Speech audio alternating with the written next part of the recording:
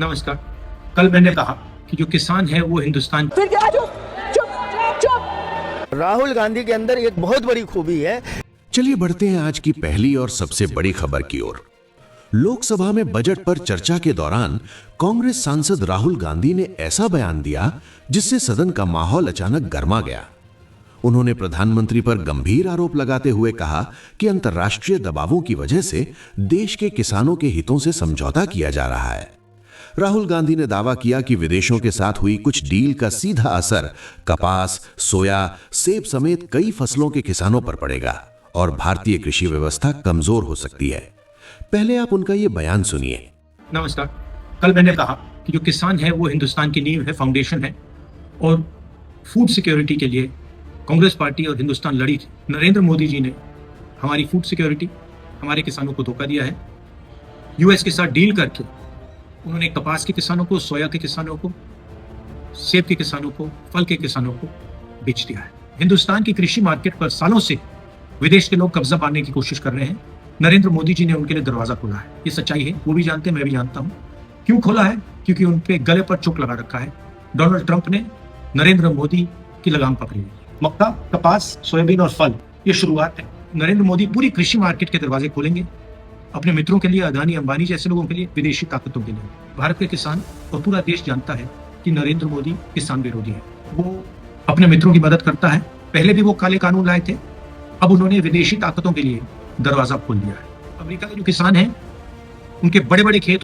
इस बयान के बाद सदन में तीखी बहस शुरू हो गई और सत्ता पक्ष तथा विपक्ष आमने सामने नजर आए।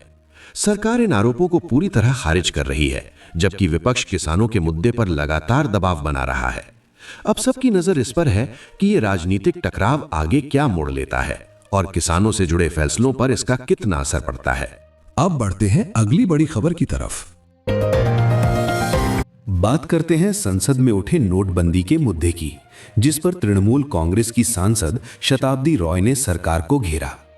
उन्होंने कहा कि नोटबंदी के फैसले से आम लोगों, छोटे व्यापारियों और मजदूरों को भारी परेशानियों का सामना करना पड़ा, लेकिन काले धन पर वैसा असर दिखाई नहीं दिया जैसा दावा किया गया था। पहले आप उनका ये बयान सुनिए। फिर क्या चुप।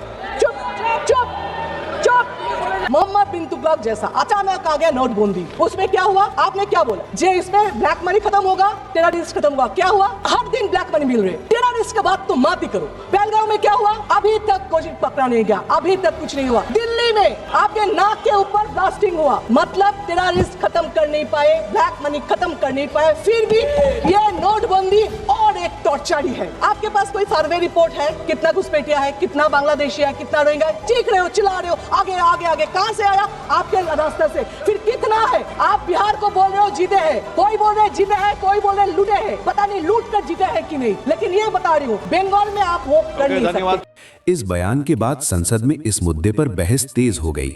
विपक्ष लगातार नोटबंदी के फैसले पर सवाल उठा रहा है, जबकि सरकार इसे भ्रष्टाचार और काले धन के खिलाफ जरूरी कदम बता रही है। अब बड़ा सवाल यही है कि क्या नोटबंदी अपने मकसद में सफल रही या फिर इसका बोझ सिर्फ आम जनता को उठाना पड़ा। अब बढ़ते हैं अगली बड़ी खबर की तरफ। सियासी माहौल के बीच एक बयान ने नई चर्चा शुरू कर दी है। एक व्यक्ति ने राहुल गांधी की तारीफ करते हुए कहा कि वे कई सालों से एक ही बात लगातार कह रहे हैं और कभी अपनी बात से पीछे नहीं हटे। उन्होंने ये भी कहा कि आज की राजनीति में सच बोलना आसान नहीं है, क्योंकि सत्ता को उसी आवाज से सबसे ज्यादा डर लगता है जो जनता के अधिकार, संविधान और लोकतंत्र की बात करती है। पहले सुनिए उनका ये बयान।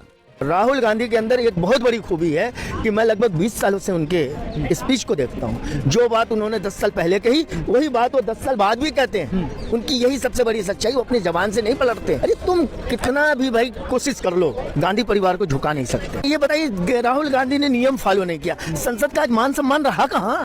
इस बयान के सामने आने के बाद राजनीति में बहस तेज हो गई है। कुछ लोग इसे लोकतंत्र की आवाज बता रहे हैं, तो कुछ इसे राजनीति का हिस्सा मान रहे हैं। लेकिन इतना साफ है कि ऐसे बयान सत्ता और विपक्ष के बीच टकराव को बढ़ा सकते हैं और आने वाले दिनों में ये मुद्दा चर्चा में बना रह सकता है।